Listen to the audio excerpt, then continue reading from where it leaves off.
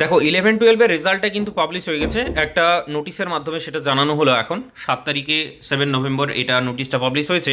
এখানে বলছে যে 11-12-এর যেটা মার্কস মানে রিটেন এক্সামে 60 নাম্বারের মধ্যে কত পাচ্ছি না পাচ্ছি, সেইটা কিন্তু এখন অফিসিয়াল ওয়েবসাইটে গিয়ে লগ ইন করে আমরা দেখতে পারবো। অফিসিয়াল ওয়েবসাইট হলো দিস ওয়ান, এটা তো জানুই খুব ভালো করে। তো সেখানে লগ ইন করতে হবে আর রোল নাম্বারটাকে বসাতে হবে, সেটাই বলেছে। ড্রপ ডাউন মেনু থেকে সেখানে রোল নাম্বারটা বসাতে হবে। তো অফিসিয়াল ওয়েবসাইটটায় যদি দেখি তাহলে সেখানে বুঝতে পারবো যে এখানে লগ ইন অপশান আছে, এটা হলো অফিসিয়াল ওয়েবসাইট। এখানে লগ ইন অপশান ডান দিকে খুঁজে পাবে। তো লগ ইন অপশানে ক্লিক করলে তিনখানা অপশান আমাদের এখানে আসে।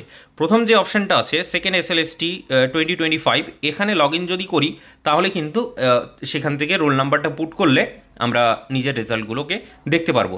তো এখন ওয়েবসাইটে অ্যাকচুয়ালি অনেক বেশি ট্রাফিক, তো বুঝতেই পারছো ওয়েবসাইট এখন খুলছে না ঠিকঠাক মতো। তো পরবর্তী সময় কিছুক্ষণ অপেক্ষা করার পর আশা করছি সব কিছু খুলবে। তো বিষয়টা হচ্ছে শুধুমাত্র মার্কসটাই আমরা এখনকার জন্য দেখতে পাচ্ছি। আমাদের ইন্টারভিউয়ের যে লিস্ট সেটা কিন্তু এখনও পাবলিশ হয়নি। সেটার জন্য অবশ্যই জানি যে ওই সেই এক্সপিরিয়েন্সের যে মার্কসটা আছে 10 নাম্বারটা আছে, সেটা মানে আগে অ্যাড হবে নাকি পরে আর অ্যাড হবে সেটা নিয়ে কোর্ট কেস চলছে। তো সেটা নিয়ে অবশ্যই অপেক্ষা করতে হবে। নেক্সট হচ্ছে 12 তারিখে আমাদের হিয়ারিং আছে, সেই 12 তারিখে আমরা বুঝতে পারবো, মানে 12 নভেম্বরের কথা বলছি, হাইকোর্টে কেস চলছে।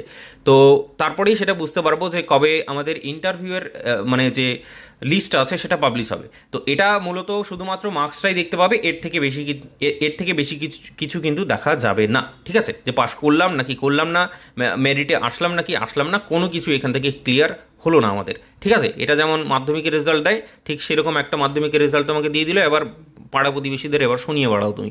ঠিক আছে, এ হলো অবস্থা, সিচুয়েশন। চলো, ঠিক আছে।